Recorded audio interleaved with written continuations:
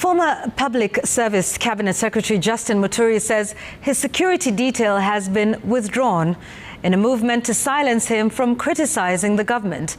Muturi, who is entitled to 2 police officers as part of his retirement package as a former Speaker of the National Assembly, said he will not bow down to the pressure from the government.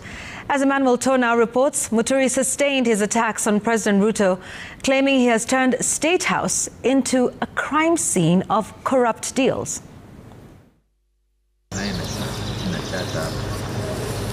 He has been a thorn in the flesh in and out of President William Ruto's administration, and in what he views as apparent revenge for his recent bombshell, claiming that President Ruto is irredeemably corrupt and unfit for office, Muturi said the government came for his constitutional rights. My security personnel were instructed not to report on duty on the basis that, as they told me, that I'm fighting the government.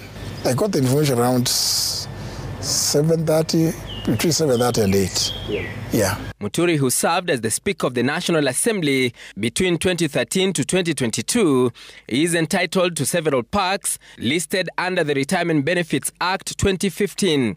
They include a monthly pension equal to 80% of his monthly salary while in office, a lump sum payment on retirement calculated as a sum equal to 1 year's salary paid for each term served in office. He is also entitled to 1 saloon vehicle of an engine capacity not exceeding 2,000 cc, which shall be replaceable once every 4 years, 1 4-wheel drive vehicle of an engine capacity not exceeding 3,000 cc's, which shall also be replaceable once every 4 years.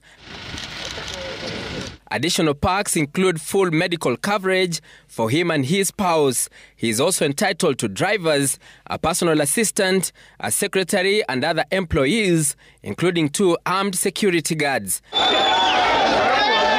Other state officers who are entitled to the hefty perks include the President, the Deputy President, the Vice President, the Prime Minister, the Chief Justice and the Deputy Chief Justice. Muturi adding that the latest move will only add fuel to the smoldering fire.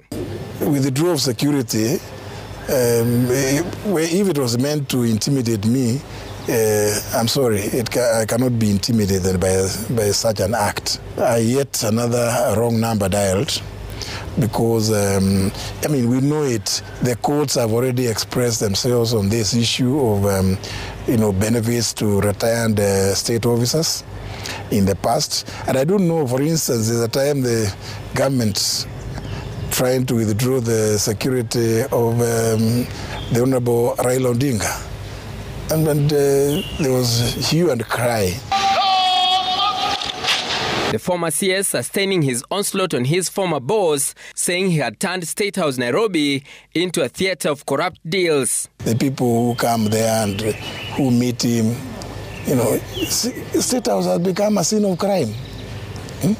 Because all that happens there is deals, corruption deals. While citing the recent allegations of corruption in the e-Citizen platform, Muturi added that President Ruto was corrupt through and through. I don't think whether there is anything that can be done to redeem William Ruto. I think he has such affinity to corruption. The owners of the IP owners of the platform want to surrender it to government, but they were to get. Much later, it was to turn out that they were to get, through direct procurement, they were to get the contract for operation and maintenance. But for William Ruto, there must be a business component to himself. Okay. The former CS now says he will continue with his exposés, including making public some of the documents he collated during his time at the State Law Office, linking the government to major corruption scandals. Emmanuel Toh, Citizen TV, Nairobi.